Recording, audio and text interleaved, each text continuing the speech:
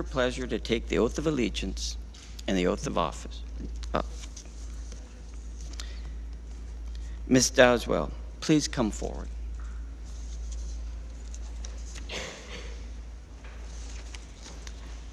Chief Justice and Premier, can you also please come forward? Chief Justice Strathy, will you please administer the oaths?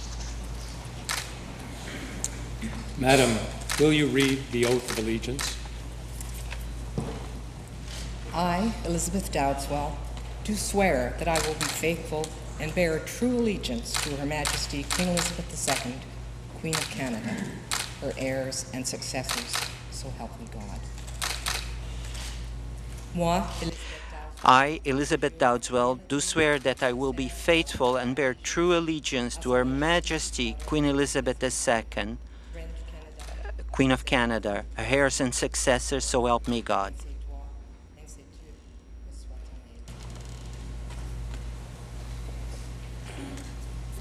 Madam, will you read the oaths of office? I, Elizabeth Dowdeswell, shall well and truly execute the office and trust of Lieutenant Governor of the Province of Ontario, and duly and impartially administer justice therein. I shall well and truly execute the office and trust of Keeper of the Great Seal of Her Majesty's Province of Ontario, according to the best of my knowledge and ability. So help me God. I, Elizabeth Dowdeswell, shall well and truly execute the office and trust of the Lieutenant Governor of the Province of Ontario, and duly and impartially administer justice therein.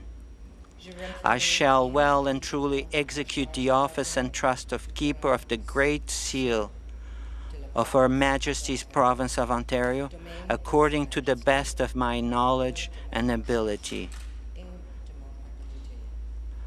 So help me God. I now call on the Honourable Elizabeth Dowdeswell, Lieutenant Governor of Ontario, to deliver her response.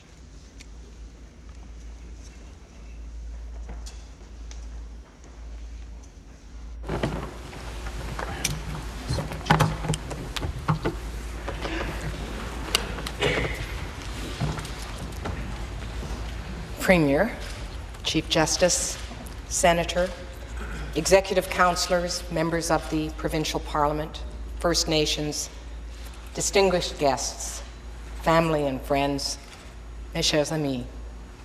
My dear friends. As I begin this remarkable journey, I want to thank each and every one of you for your support and encouragement and for sharing this very special day with me. I'm grateful to the Governor-General and the Prime Minister for entrusting me with the responsibility of serving as the 29th Lieutenant Governor of Ontario. I will be sustained by their confidence and by the warm welcome of the Premier.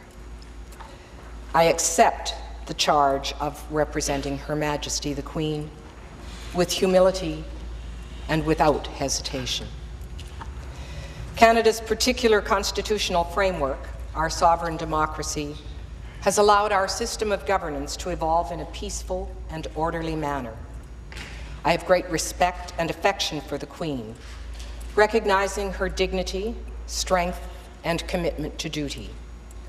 I pledge loyalty to the traditions of our collective heritage, to acting with impartiality and protecting the integrity of the Crown in Canada and in Ontario. I recognize that along with the constitutional functions of Lieutenant Governor come unique opportunities to celebrate the achievements, large and small, of the citizens of this province. We have such talented artists, scientists, business people and educators, among the best the world has to offer. We commemorate the sacrifices of our military and the dedication to duty of those who provide essential services in our communities. And we recognize and encourage a healthy spirit of volunteerism among young and old alike that makes our communities more humane and compassionate. These are our heroes, There's yet another role, however, that the Lieutenant Governor plays in our society. We encourage and support practical and tangible initiatives that enable all Ontarians to contribute meaningfully to the life of this province.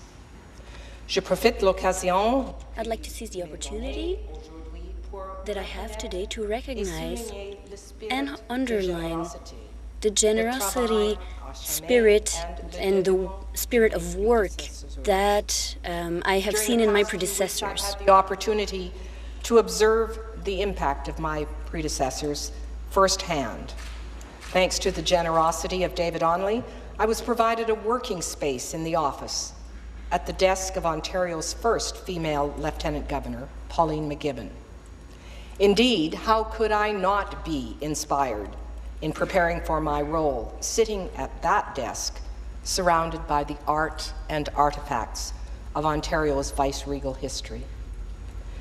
The focus of Mrs. McGibbon and of her successor, Hilary Weston, on the rightful place of women and girls in society, and their recognition of the contribution of culture and the arts in enriching our quality of life are ever present. And I have much to learn from Hal Jackman's deep interest in history and the events it behooves us to remember. I take inspiration from Lincoln Alexander's unique ability to bond with young people and to rally us all in the struggle against racism, and from Mr. Onley's profound understanding of what happens when people of all abilities are presented the opportunity to achieve their full potential. And as the Premier mentioned just this past week, I had the privilege of witnessing firsthand the cementing of lasting relationships with Aboriginal peoples, relationships that were encouraged by the initiatives of Mr. Bartleman and Mr. Onley. We left KI with some important understandings into the challenges the community faces. We heard the knowledge of their elders, but we also saw and heard the hopes and dreams of Aboriginal youth as they walk in two worlds. The continuing reconciliation process is going to take our collective courage. I also want to recognize and applaud the universal motivations of citizenship expressed so well by all of our Governors General. We are indeed a smart and caring nation. Be assured that I will continue to nurture the objectives that my predecessors held dear.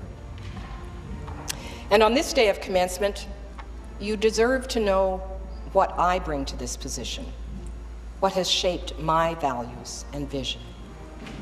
As you may be able to tell from this ceremony, my nephews Kyle and Cole, who accompanied me in the landau, my niece Lauren, who sang so beautifully, family comes first. In 1947, my mother and father had the courage to choose this country, emigrating from Northern Ireland to bring up their children in rural Saskatchewan. Those parents are here with me in spirit today. My parents placed a very high value on education, and although it was unspoken, we always knew that our path would be one of continuous learning and ambition. Being a child of the manse, the daughter of a teacher and musician, and the eldest of 8 siblings, I learned the values of compassion, honesty, and respect. Je suis également très I am also very happy to have a family that includes a lot of friends. People who came here to see me today. Some of them came from very far, and I'm very happy to have their presence here today. And place matters. Saskatchewan taught me the true value of strong community and nurtured a social consciousness and solidarity with those in less fortunate situations. It's the very DNA of the place.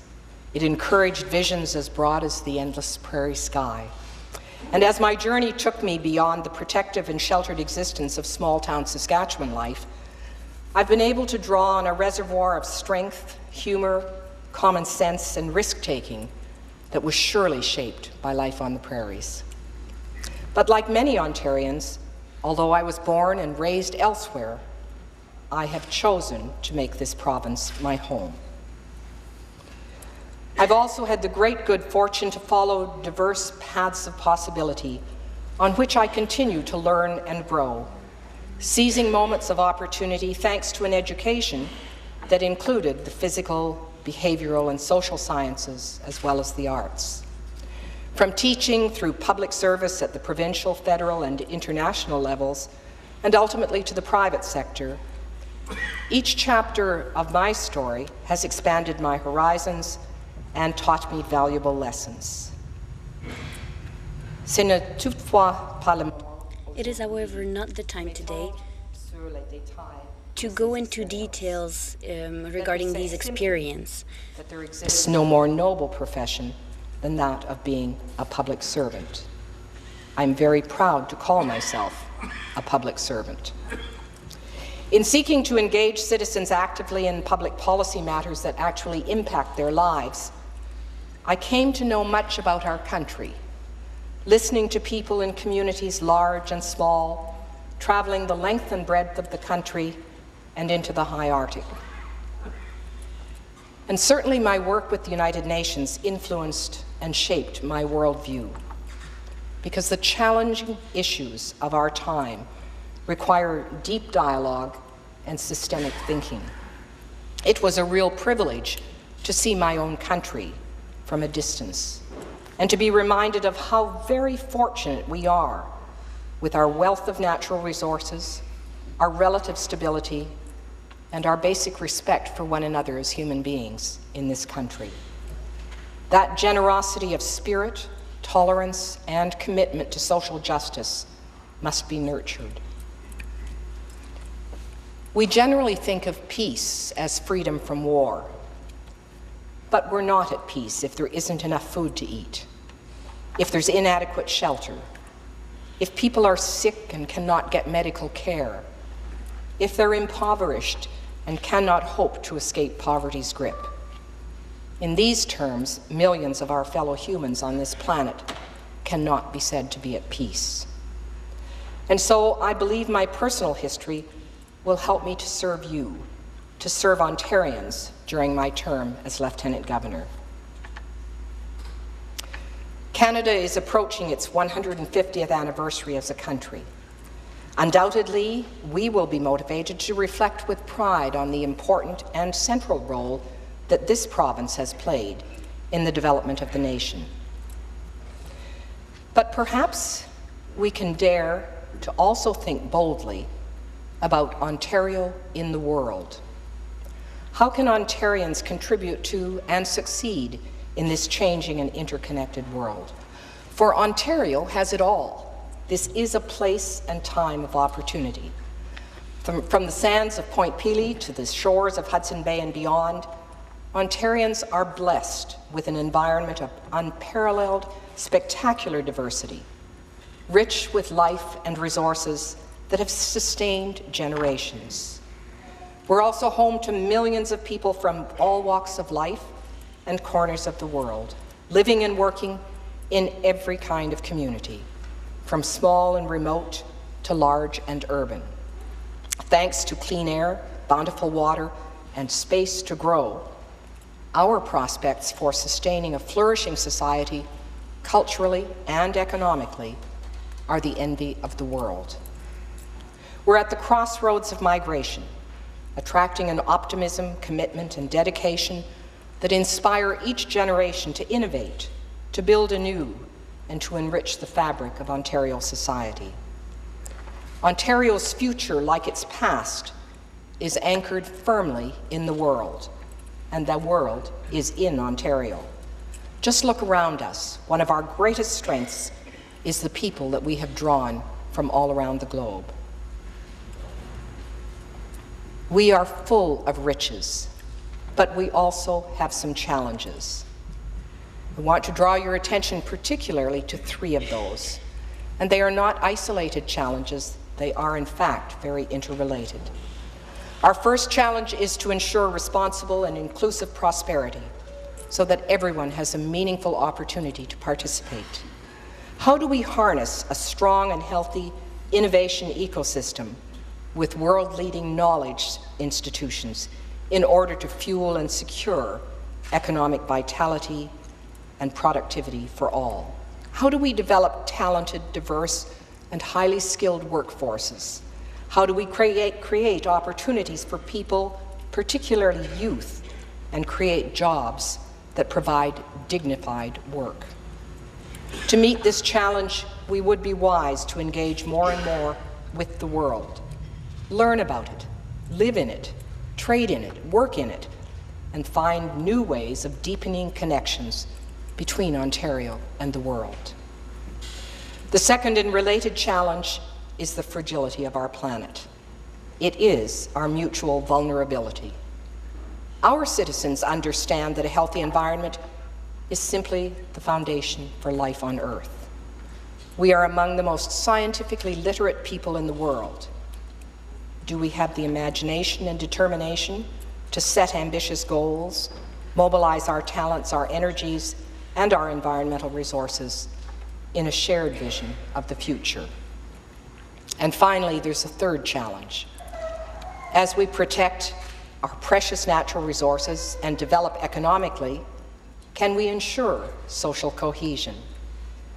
All around us, we see growing conflict among different religious, ethnic, and national communities, simply exploding into violence. Ontarians draw strength and encouragement from the fact that we have tried to construct a different kind of society, one that welcomes diversity, is interested in the traditions of others, and is based on fairness. But we cannot afford to become complacent. With changing demographics, increasing poverty, homelessness, and mental health issues, we need to reach across divides, get to know each other better. For surely our goal must be to live with dignity in just and sustainable communities. We stand at an interesting moment in history. The world's most important problems are also Ontario's most fundamental challenges. Ontario and the world are really mirror images of one another. To succeed at home, we must contribute to the world. And to contribute to the world, we must succeed at home. Each enables the other. I know that it has been traditional for the last number of years for incoming lieutenants governors to declare during their investiture the themes that will be their priorities. I want to offer a slightly different approach. I want to start by listening. In the first months of my mandate, I will convene diverse groups of Ontarians to hear your ideas and insights about Ontario's place in the world. What can we contribute? What can we learn from each other to meet the global and local challenges that we face in common? The challenges of achieving prosperity, protecting our natural heritage, and building inclusive societies. The aim will be to provide a forum for reflection and become a crucible for ideas. And in time, from those stimulating conversations, a few priority themes will emerge. Ladies and gentlemen, to achieve an Ontario that works for everyone will require uncommon dedication, creativity, and energy. I invite Ontarians to join me in this exciting, challenging journey into our shared future. Thank you. Merci. Thank you.